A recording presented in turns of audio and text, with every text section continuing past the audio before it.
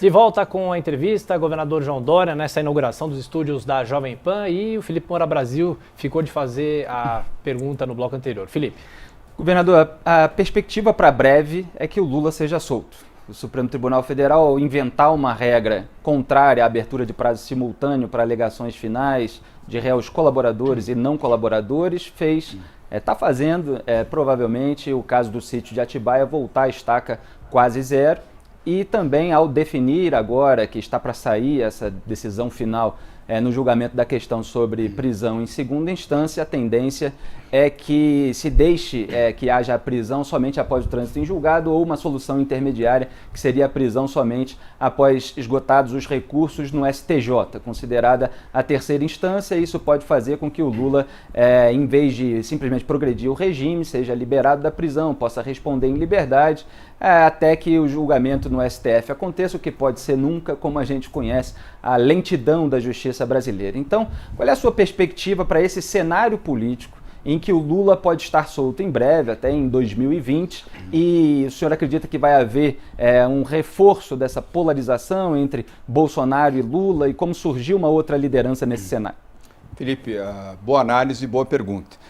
Eu respeito a lei, aprendi a ser respeitador da lei, evidentemente, mas é muito triste você imaginar que um criminoso com a folha corrida de um Lula, venha responder em liberdade pelo conjunto de crimes que cometeu, mais de 11 processos em julgamento nesse momento. Seria o mesmo que imaginar que Sérgio Cabral pudesse responder em liberdade.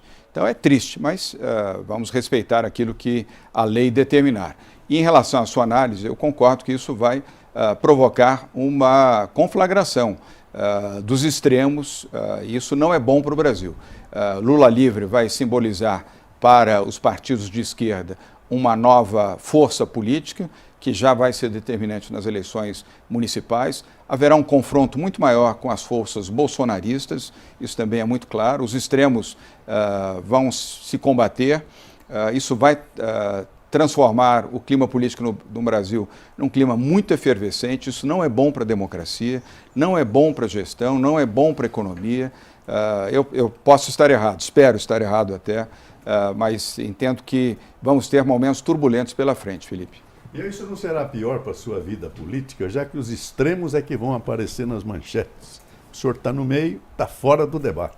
Não, ao contrário, nós estamos, Josival, inseridos no debate do equilíbrio, do bom senso, da razão, da justiça, da boa gestão, de colocar a prioridade no interesse dos mais pobres, dos mais humildes, da população.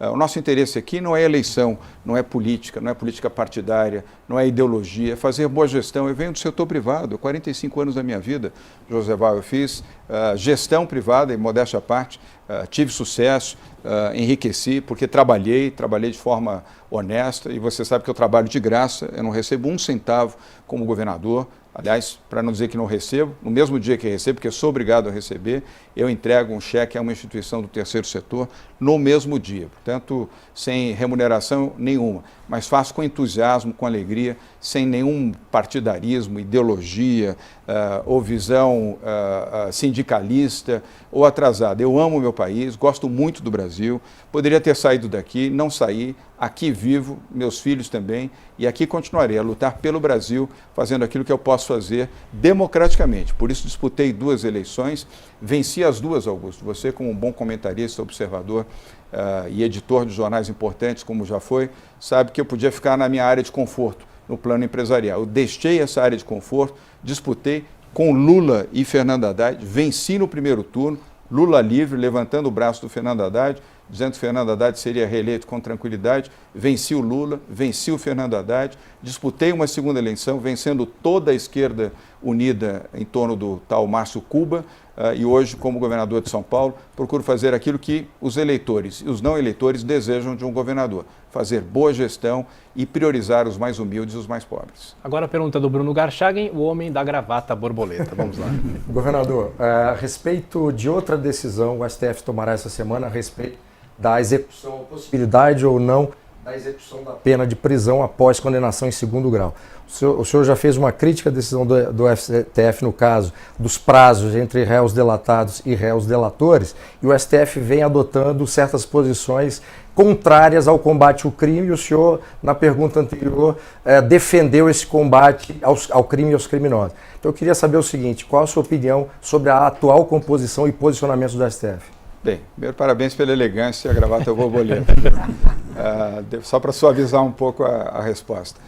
Vamos ter que aguardar, evidentemente que a votação não terminou, mas e eu respeito o Supremo e aprendi a respeitar, evidentemente, as decisões. Você pode não concordar, como provavelmente não concordarei se a medida atual for alterada, facilitando a vida daqueles que foram condenados pelo Lava Jato depois de um trabalho tão consistente feito e comandado pelo juiz Sérgio Moro, ao lado de promotores públicos e pessoas que, como eu, defendem o Brasil, defendem a justiça, a honestidade e a decência. Mas, se essa for a decisão do Supremo, nós temos que lamentar, mas compreender. O Supremo é a corte máxima do país. Nós não podemos contestar uma corte. Você pode discordar, e se ocorrer esta medida, como você pronunciou, eu discordarei, mas serei respeitador dela. Governador, voltando a falar sobre segurança pública, há pouco o senhor estava dizendo que a nossa polícia é a melhor, né, do Brasil, uma das melhores do Brasil. Porém, houve uma insatisfação muito grande com esse reajuste salarial de 5% que o senhor anunciou na semana passada. O que o senhor tem a dizer sobre isso? É justo? Quanto isso vale para os cofres públicos? Kalina, vale 1 bilhão e 500 bilhões de reais. É preciso ter compreensão de que eu fui eleito para governar 4 anos e não 4 meses. Estamos repondo a condição salarial da Polícia Civil, Polícia Militar, Corpo de Bombeiros, Polícia Científica, agentes penitenciários, da ativa e os inativos também. Além do que, aumentamos em 50% os bônus dos que trabalham. 50% são mais 400 milhões de reais de bônus aos que cumprirem bem as suas funções na polícia, tanto Polícia Civil, Polícia Militar, Corpo de Bombeiros e Polícia Científica. Aumentamos o Vale-Refeição, colocamos o Vale-Refeição num patamar adequado e justo, de R$ 900 por mês para os policiais da ativa.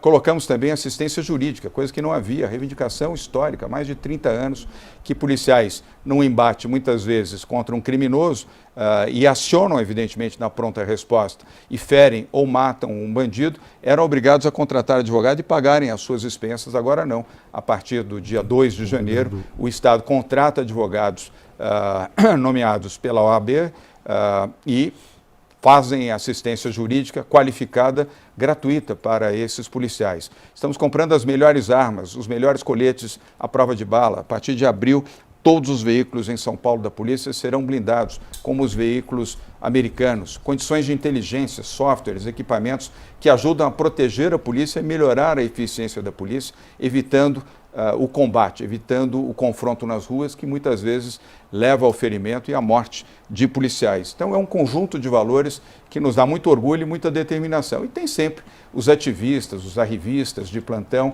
que são aqueles aproveitadores, né? Querem se aproveitar sempre, fazem pouco, gritam muito, ganham bastante e realizam muito pouco.